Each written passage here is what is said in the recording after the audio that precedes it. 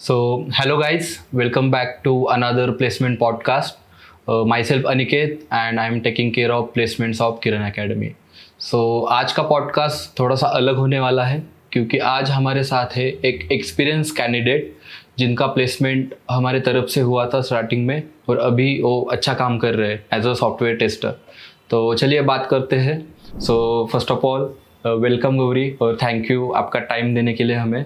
सो अभी आपको 1 साल हुआ है राइट काम करते हैं. Yes. तो आपका ओवरऑल एक्सपीरियंस कैसा है? मुझे स्टार्टिंग से अभी तक बताना चाहूँगी मैं. स्टार्टिंग फेज में जब मैं जॉब सर्च कर रही थी तो पूरा जब प्रोसेस चल रहा था तब मैं बहुत ही मेरा लो कॉन्फिडेंस था. लाइक मुझे बोलने में दिक्कत आ रही थी. उसकी वजह से स्किल्स थे, मुझे टेक्निकल आता था लेकिन मैं उन्हें प्रेजेंट नहीं कर पाती थी. लेकिन मैंने मॉक इंटरव्यूज वगैरह देना शुरू किया, फिर इंटरव्यूज़ देने शुरू किए. तो फिर स्टेप बाय स्टेप मेरा कॉन्फिडेंस बढ़ता गया. मुझे जब तक समझ में आने लगा कि लाइक मेरे स्किल्स है लेकिन उनको कॉन्फिडेंटली प्रेजेंट भी करना चाहिए. तो फिर वो मैं सीखती गई. और जब मुझे जॉब अपॉर्चुनिटी मिली तब मैं न्यू थी. लाइक मुझे इतना एक्सपीरियंस नहीं था, सिर्फ थेरेटिकली पढ़ा था, सुना था लोगों से. लेकिन जब जैसे जैसे आगे चलने लगी तो मुझे टीम अच्छी मिली. मेरी टीम बहुत अच्छी है अभी, वो सपोर्ट करते हैं. मेरी जो मैम है उन्होंने भी बहुत सपोर्ट किया. मैं जहाँ पर लाइक स्टक हो रही थी उन्होंने मुझे सपोर्ट किया, लाइक गाइड किया अच्छे से, कैसे बात करनी चाहिए, कैसे क्लाइंट कम्युनिकेट करना चाहिए, कैसे टेस्टिंग करनी चाहिए. लाइक हमें एक पर्टिकुलर वे में कैसे अपनी मुझे टेस्टिंग प्रेजेंट करनी चाहिए, अपना काम पूरा करना चाहिए. ओके. और मुझे भी याद है जब आप स्टार्टिंग में आई थी प्लेसमेंट डिपार्टमेंट के पास तब आपका कॉन्फिडेंस बहुत लो था और आपको मतलब बात करने में भी दिक्कत आ रही थी, आप घबरा रही थी. और उसके बाद जब मैं आज देख रहा हूँ आपको तो आपका कॉन्फिडेंस बहुत ही अपग्रेड हो चुका है और अच्छी बात है, आपने अप स्किल किया खुद को. और आपके स्टार्टिंग के जर्नी के बारे में बात करेंगे. आपने जब डिग्री कंप्लीट की उसके बाद टेस्टिंग क्यों चुनी आपने? टेस्टिंग एक्चुअली मैं जब थर्ड ईयर में सेकेंड ईयर में थी तब मुझे टेस्टिंग का सब्जेक्ट आया था, हमारे कॉलेज में पढ़ाया गया था. तब मैंने सिर्फ मैनुअल टेस्टिंग की थी और ऑटोमेशन टेस्टिंग के बारे में सुना था कि ऑटोमेशन टेस्टिंग भी करके भी कुछ होता है. तो फिर कोडिंग में मुझे डीप कोडिंग में नहीं जाना था, उसमें इतना इंटरेस्ट नहीं था. लेकिन मैंने देखा कि लिटिल कोडिंग के साथ भी मैं ऑटोमेशन टेस्टिंग भी कर सकती हूँ, मैनुअल टेस्टिंग भी कर सकती हूँ. तो फिर इसलिए मैंने ये पार्ट चुना. ओके.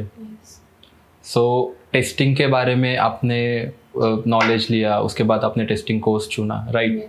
जब आप यहाँ पे आए टेस्टिंग पूरा पढ़ा उसके बाद आपने जॉब्स के लिए प्रिपेयर किया था, उससे पहले ही आप प्रिपेयर कर रही थी कॉलेज डेज में? उस समय आपने कुछ इंटरव्यूज़ दिए थे या फिर कोर्स कंप्लीट करने के बाद ही आपने स्टार्ट किया इंटरव्यूज़ देना? कोर्स कंप्लीट करने के बाद ही मुझे उतना कॉन्फिडेंस है कि मैं इंटरव्यूज़ दे सकूँ. क्योंकि जो प्रैक्टिस हुई थी मेरी मॉक इंटरव्यूज़ में तो फिर थोड़ा थोड़ा आइडिया आया था. तो फिर मैंने 1 बाय 1 इंटरव्यूज़ देने शुरू किए. तो फिर ऐसे ही शुरुआत हो गई. ओके. और आपने यहाँ से कितने इंटरव्यूज़ दिए फर्स्ट जॉब के पहले? हाँ, फर्स्ट जॉब के पहले मैंने 10 तो मिनिमम दिए हैं. ओके. यस. तो वो फेज़ भी आपके लिए बहुत मुश्किल रही होगी. जैसे 10 इंटरव्यूज़ में रिजेक्ट होना, फिर उसके बाद सेल्फ डाउट होता है, प्रिपरेशन में भी आपको चेक करना पड़ता है कि मैं कहाँ पे कम पढ़ रही हूँ राइट. तो उस फेज़ को आपने कैसे टैकल किया? किसी की मदद ली थी आपने उस समय में? यस, मैंने मेरे सीनियर्स की, मेरे मेंटर्स की मदद ली थी. मैंने देखा, मैंने मेरा पैटर्न ऑब्जर्व किया कि किस वजह से मैं रिजेक्ट हो रही हूँ. तो फिर उन पैटर्न को समझ के मैंने अपने आप को इम्प्रूव किया. मैंने वो स्किल्स अपने में लाए, जैसे कि बात करना हुआ, ये सब. और टेक्निकल में मैं कहाँ पर पीछे आ रही हूँ वो मैंने देखा, उससे मैंने इम्प्रूव किया. और ऐसे करके मैंने इंटरव्यूज में ओके. और मॉक इंटरव्यूज आप दे रही थी यहाँ पे? यस, दे रही थी. ओके. कितने मॉक इंटरव्यू दिए आपने अभी तक? यस, 10-15 तो दिए होंगे. ओके. और उसकी हेल्प हुई कुछ आपके प्रिपरेशन में? यस, क्योंकि मैंने नोटिस भी किया कि जो भी मॉक इंटरव्यूज़ में मुझे अक्सर पूछा गया था, टेक्निकल में मुझे सिमिलर ही पूछा गया था, सेम। और जो उन्होंने मुझे फीडबैक दिया वो भी मुझे बहुत फ़ायदेमंद हुआ मेरे आगे के इंटरव्यूज़ में। ओके, तो हम लोग ऐसा कह सकते हैं कि जो मॉक इंटरव्यू में आपको क्वेश्चन पूछे जाते हैं तो 90% सिमिलर ही रहता है रियल Yes. इंटरव्यूज के Yes, जैसा। yes. ओके, और आपने जब फर्स्ट इंटरव्यू क्रैक किया, ओके, तो तब क्या रिएक्शन थी आपकी, आपकी फैमिली की, और क्या मतलब एक बर्डन जो था अब तक तो वो चला गया होगा? यस, मुझे पहले तो रिलीफ हुआ, तो फिर लाइक फाइनली इतने मुश्किलों के बाद में इतने सारे तो क्रैक हुआ। मेरी फैमिली भी खुश थी कि फर्स्ट मैं अपने घर की बड़ी बेटी हूँ, तो फिर ओके, फर्स्ट जॉब मैं ऐसे। और आपके फैमिली में कोई इंजीनियर था इससे पहले या फिर कोई आईटी में वर्क करता था? नहीं नहीं। ओके, तो हम ये कह सकते हैं कि आप फर्स्ट इंजीनियर हो घर की। यस। ओके, और आपका फर्स्ट डे याद है आपको कंपनी में, कैसा था? यस, बहुत अच्छे से।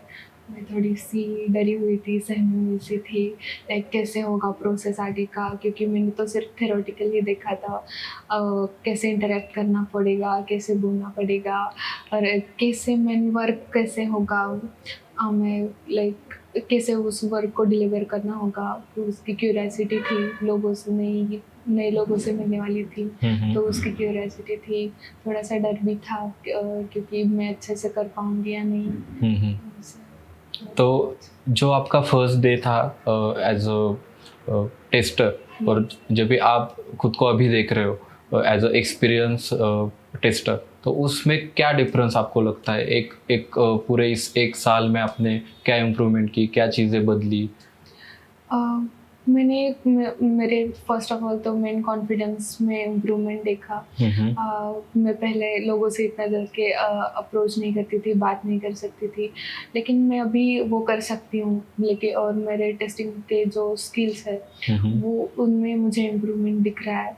और मैं न्यू टूल्स सीख रही हूँ अभी, लाइक क्लाइंट कम्युनिकेशन कैसे करते हैं वो सीख रही हूँ, और न्यू लाइक स्किल कैसे अपग्रेड करूँ वो सीख रही हूँ।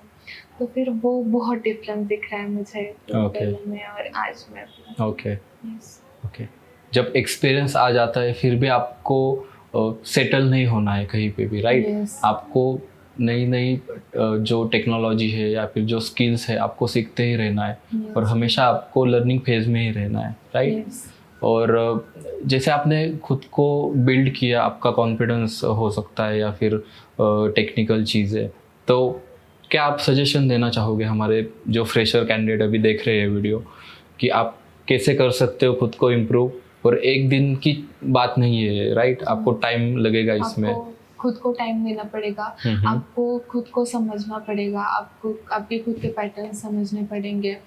लाइक हम कहाँ पर पीछे पड़ रहे हैं वो समझना पड़ेगा, उसे इम्प्रूव करना है, और उसके साथ साथ हम नया कुछ क्या सीख सकते हैं वो भी देख रहे हैं, क्योंकि अभी इस फेज़ में आप जो है उसमें नहीं रह सकते। आपको न्यू स्किल्स और टेक्नोलॉजी सीखनी पड़ेगी। वक्त के साथ चलना है तो न्यू सीखना पड़ेगा। ओके, और खुद पे कॉन्फिडेंस होना चाहिए, राइट? कितना भी रिजेक्शन मिले, आपको खुद पे वो कॉन्फिडेंस होना चाहिए कि मैं इंटरव्यू क्रैक करूँगी और ये जॉब में लेके ही रहूँगी। यस, मैं यहाँ पर एक बात कहना चाहूँगी, अगर आपको रिजेक्शन मिल रहा है तो फिर उससे सैड मत हो जाइए, क्योंकि वहाँ पर देखिए, अपना पूरा प्रोसेस देखिए, आप कहाँ पर गलती की आपने, उसे सुधारने की कोशिश कीजिए। सैड होने से आपका कॉन्फिडेंस और लो हो जाएगा और आप नेक्स्ट में नहीं कर पाओगे उतना ज़्यादा अच्छा। तो फिर बेहतर है कि अब खुद को इम्प्रूव करें।